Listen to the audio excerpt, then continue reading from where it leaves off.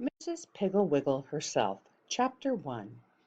I expect I might as well begin by telling you all about Mrs. Piggle Wiggle, so that whenever I mention her name, which I do very often in this book, you will not interrupt and ask, "Who is Mrs. Piggle Wiggle? What does she look like? How big is she? How old is she? What color is her hair? Is her hair long? Does she wear high heels? Does she have any children? Is there a Mr. Piggle Wiggle?" Mrs. Piggle Wiggle lives here in our town. She is very small and has a hump on her back. When children ask her about the hump, she says, "Oh, that's a big lump of magic." Sometimes it turns me into a witch, other times into a dwarf or a fairy, and on special occasions it makes me into a queen.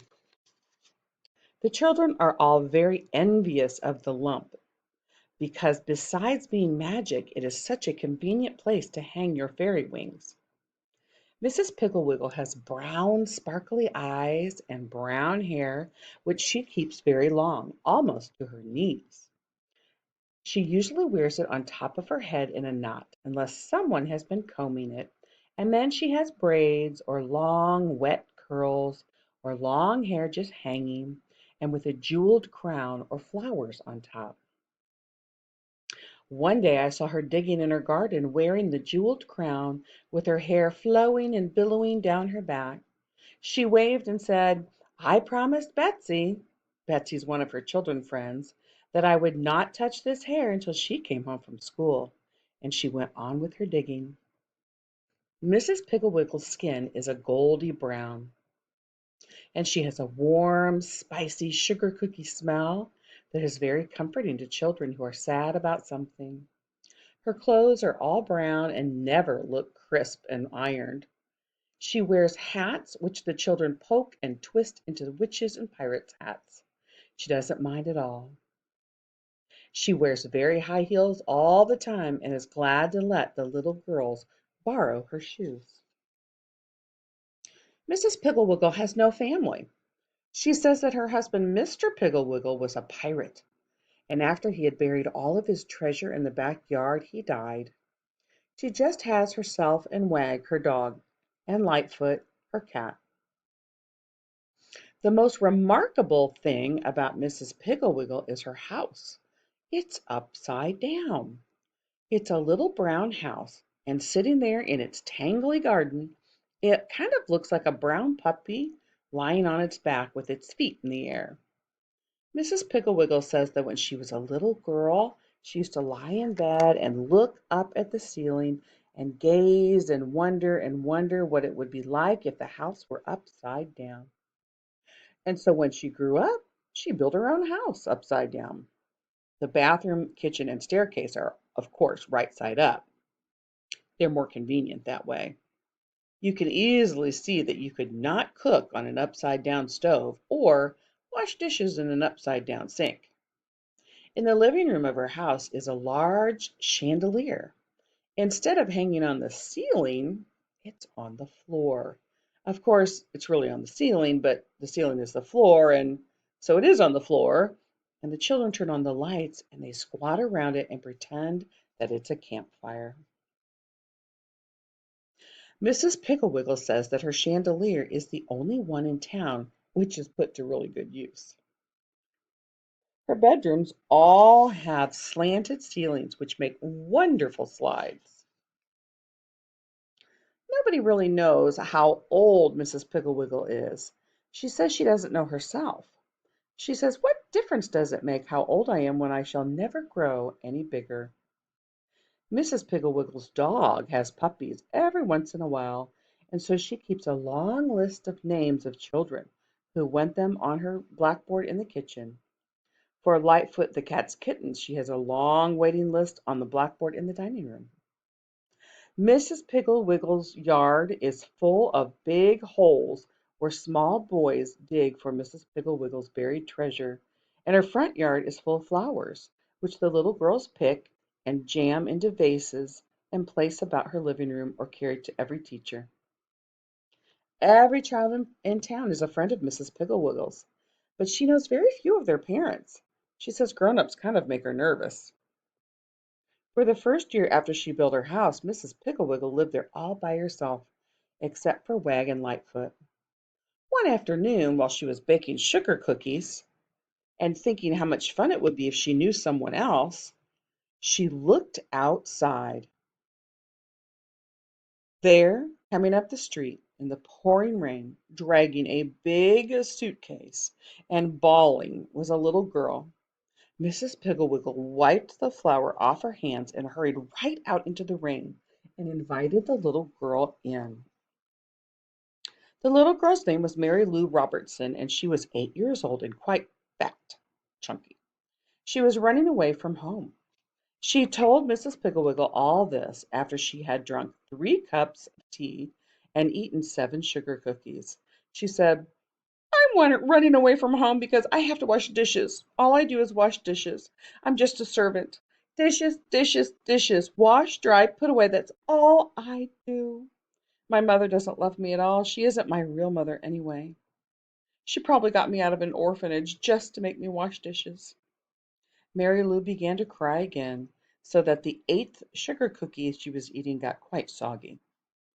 Mrs. Pigglewiggle said, She's your real mother, right? Mary Lou said, She says she is, but no real mother would make you wash dishes, and wash dishes. Now that's a funny thing, said Mrs. Pigglewiggle. I mean, you hating to wash dishes so much because you see, I love to wash dishes. But the sad thing is, with me and Wag and Lightfoot, there are very few dishes here. When I wash dishes, Mary Lou said, when I wash dishes, Mary Lou, I pretend that I'm a beautiful princess with long golden curly hair and beautiful skin and forget-me-not blue eyes. I've been captured by a wicked witch, and my only chance to get free is to wash every single dish and have the whole kitchen sparkly clean before the clock strikes 1.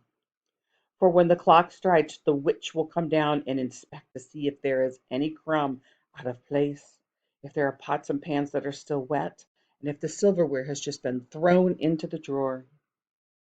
Mrs. Pigglewiggle looked at the clock and jumped up. Oh, it's 10 minutes to 1, Princess, and we have so much to do. Hurry, hurry, hurry. Mary Lou also jumped up and began carrying the tea things to the sink.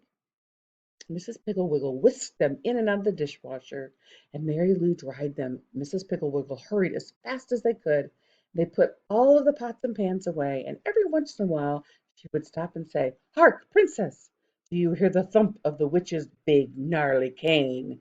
Then Mary Lou, her braids bobbing up and down with excitement, would say, I hear it, Princess. It's coming closer and closer. Soon the kitchen sparkled with dishes put away exactly where they were supposed to be. Mary Lou even curled Lightfoot's tail neatly around her legs while she was laying in a circle. Just before the clock struck, Mrs. Pigglewiggle said to Mary Lou, Princess, I must leave you now, but show the wicked witch your work. I do hope that you will be freed. Then she went upstairs.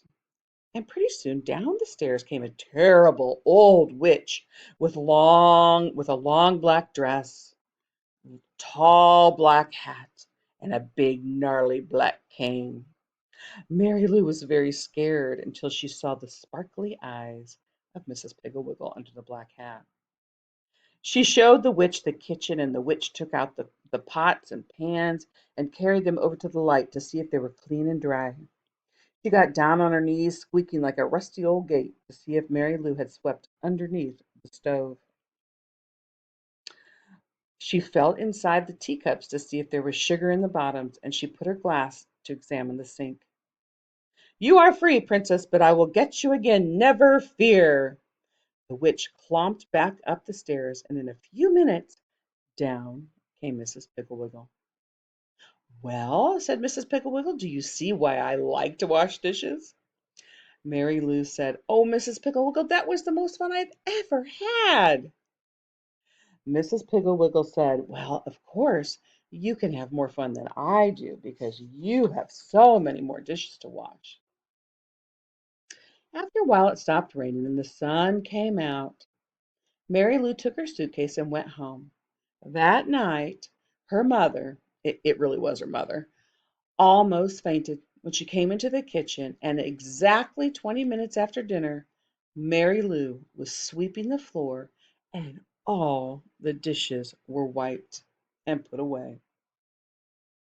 In fact,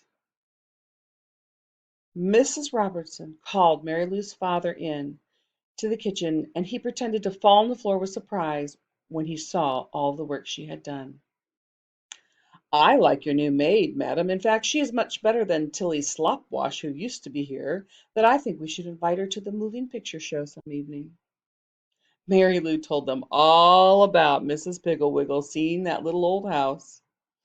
I'm sorry, Mrs. Mary Lou told them all about Mrs. Piggle Wiggle, and Mary Lou's mother said, "Oh, yes, I remember seeing that little old house. She sounds like a charming friend, and if you're certain that she's invited you, you may go over there tomorrow."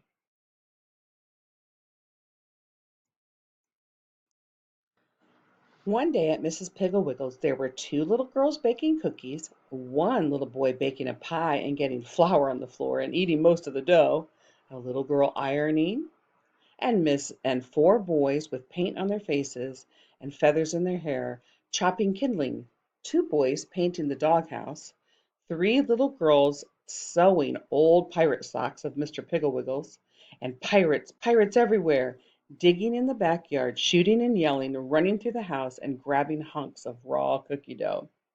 Mrs. Pigglewiggle was sitting over in the corner of the living room sewing on doll clothes. She was wearing the jeweled crown of the princess and was standing beside her throne, which was a chair with a tablecloth draped over it. Kitty said, one of Mrs. Pigglewiggle's friends, "Your Highness, shall I use the gold or the silver hairpins for your crown?" Mrs. Pigglewiggle said, "Oh, let's use the ones with the diamonds in them, hairdresser. They look better with this crown." Just then the telephone rang, and it was some mother wanting to know what to do with her little girl who wouldn't take a bath. And that is how Mrs. Pigglewiggle got started with her wonderful cures. She told Hubert's mother about the won't pick up toys cure, Patsy's mother about the radish cure, Alan's mother about the slow eater, tiny bite taker cure, Anne and Joan's mother about the fighter quarrelers cure, Dick's mother about the selfish boy cure, Mary's mother about the answer backer cure, and Bobby and Larry and Susan's mother about the never want to go to bedders cure. And that's the end of chapter 1.